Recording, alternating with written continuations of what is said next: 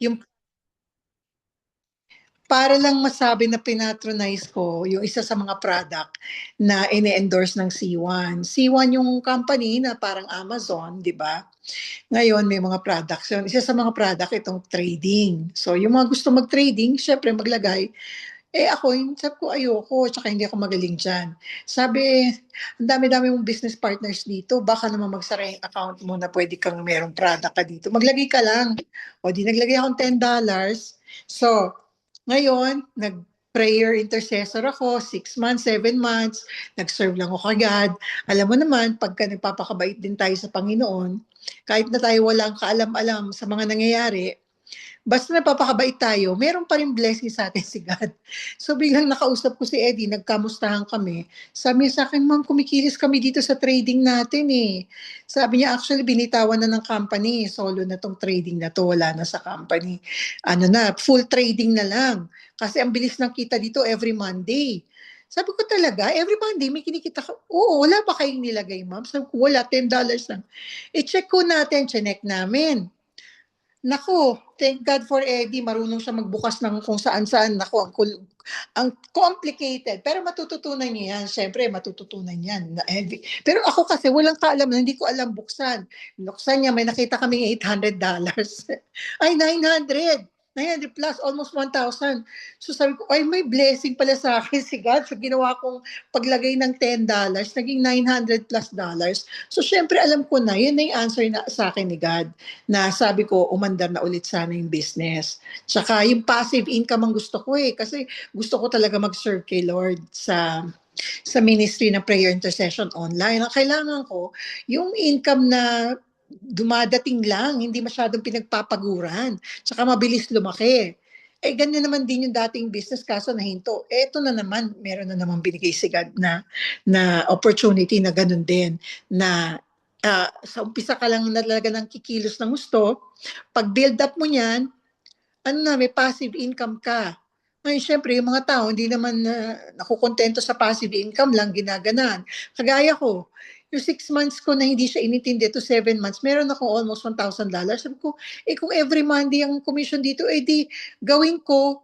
Oh, nung una, last month, every Monday ko, $150, 170. Ngayong second month ko, nasa $200 to $400 na ako every Monday. So, di ba, ang ganda-ganda. Kaya namin kayo naisip. Kaya ako kayo naisip kasi alam ko, ang sabi ni God sa akin, pag may blessing, kailangan sinishare. So, iniisip ko yung mga tao na gusto ko ma-bless din kasabay ko. Kayo nga yun. So, ito ha, may isa-share lang ako. A little insight. Kasi yung mga technical, si Eddie ang magaling mag-explain dyan. Siya yung mas matagal na dito. So, meron lang akong gustong i-share sa inyo. Start broadcast. Okay. Ito. Ay, nasa na siya? Okay, where is it? Hanapin ko. Ayan. Okay. Eto. After 40, you should only care about peace of mind, sleeping good, making money, traveling, enjoying life. Peace of mind, spiritual life mo. Sleeping good, good health mo. Making money, negosyo, hindi work. Nako, huwag kayo umasa sa work. Hindi yan makakatulong sa economic slump na mangyayari ngayon. There will be a recession in the world far greater than any recession na naranasan since history. Itong recession na to na mangyayari sa mundo, ito yung biblical proportion na recession nakalagay sa Revelation. Sa end times na tayo, ang recession na mangyayari, papunta na dun sa sobrang hirap na panahon. And may binibigay sa atin si God na opportunity para hindi tayo maapektuhan noon. And so, wait matawag si George Pay. Papupuntahin ko nga dito sa sa chat natin kasi magbabayad siya ng $1,000 eh. Nakikita niyo pa ba yung screen? Yan yung screen. Teka. Kumukall siya sa akin. George, punta ka sa chat. Okay, para pumasok siya dito. Teka, itatag ko. Ayan. And so, hindi niya alam yung Zoom link. Teka, Ano ko lang, bigay ko lang yung Zoom. So anyway, yan yung gusto kong maintindihan natin. Alam nyo, kung alam nyo merong mangyayaring economic slump, kung may nakikita na kayong problema sa economy, sa recession, sa ganyan, hindi nyo iintayin umabot yun sa'yo eh. Kailangan may advance planning ka. So, ang kailangan nating gawin ngayon is humanap talaga ng papasok na income na malaki, mabilis, para pag umabot na sa atin yung kagaya niyan, yung oil sa Pilipinas, lahat ng bansa maapektuhan eh. So siguro 1 month na lang tapos hirap na yung mga bansa pag hindi pa talaga na nakaagos ang oil. So si God magbibigay sa atin ng advance warning and advance provision. Ito na yung advance provision natin. So also for 2026, change your life. 'Di ba? Baguhin natin yung buhay natin ng 2026. O ngayon, mabilis ang income dito. Bigyan ko kayo ng example ha. Ito. This is a mom, sabi niya dito. Mom burnt out. Na burn out to sa kakatrabaho. Tsaka syempre may mga anak. Making 15K USD to per month during digital marketing. So ito yung mga tao na kagaya natin, itong business na to digital online, na kumikita ng 50K USD a month. So it is possible kasi kami nga every Monday may $400 na ako. Pinansin ko lang siya last month. Hindi ko siya pinansin ng 7 months, meron ako $900 plus dollars. O ngayon, ito naman, nursing to, nurse. Nag-average siya ng 20K a month. Alright? Sa online business to, sa digital business. Ito naman, from teacher of 10 years, making 5 figures online. So, ano yung common pattern dito? Ang common pattern dito is, hindi na talaga pwedeng wala kang business. Hindi na talaga pwede na face-to-face ang business mo. Meron ka dapat something na online kasi nandun ang pera. And I'm telling you, gumagawa na sila ng mga robot. Darating ang araw, papalitan na yung mga servers sa mga restaurant, cafeteria, yung mga tagabuhat ng mga boxes, packaging, mga giging robot na lahat yan. So, hintayin nyo pa ba na magkakaubusan ng trabaho bago mo sasabihin na, teka muna, ano na trabaho ko? Tapos tsaka ka papansin ng online. Hindi. Bago pa mangyari yun, nakapwesto ka na sa online. Alam niyo yan, kasi AI na, di ba? AI, digital ID. So everything, since ilang taon ko na sinasabi, everything will be online. Ngayon, ang sasabihin ko dito, pati trabaho natin mawawala because of AI and robots. So ngayon, ang nagte-trading dito, sa trading na to, is robot. So gamitin natin si robot para kumita tayo. So hindi natin siya ngayong kalaban. So sa face-to-face, kalaban natin siya, kukunin nila yung mga trabaho natin. Okay, sige. Since kinukuha mo rin lang yung mga trabaho namin, ay gagamitin ka rin namin para kumita kami. So ngayon, yan ang business natin. Di magbigay ka naman ng testimony ng mga top performer mo para maintindihan nila. And then maybe you can start na to explain yung mga basic ng business, Eddie. Tuloy mo muna ma'am, ano lang ako, o hanap lang ako ng pwesto dito sa McDonald's. Nasa McDonald's kasi ako. Nasa na yung business natin, kahit nasa McDonald's ka, kahit nagda-drive ka. Nakapag-withdraw kasi ako nakapag-withdraw ako kagabi, pinakita ko yan sa webinar. Ay yun nga, dumating na sa aking card. Kaya itong ginagamit ko sa pambili sa mga kailangan ko. Ganda nga eh. Hindi, ganito. Kasi ako, Monday lang ako nagko-collect. Ang ibig mo ba sabihin sa akin, meron pang daily? Kasi yan, hindi ko pa alam. Meron pa kayong daily? Depende ko sa capital. Kasi ang capital pa lang naman ninyo, di ba, 100. Di ba yun yung claim natin every week? Pero pag malaki yung capital mo, daily, kahit daily ka mag-claim, tapos kino-compound namin. Kaya lumalaki yung capital lalo. Ganun no. Kasi yung nakapasok sa akin, di ba binabalik natin? So naging ano na siya? Naging nasa 200 na siya. Teka, andito si George. Hello, George.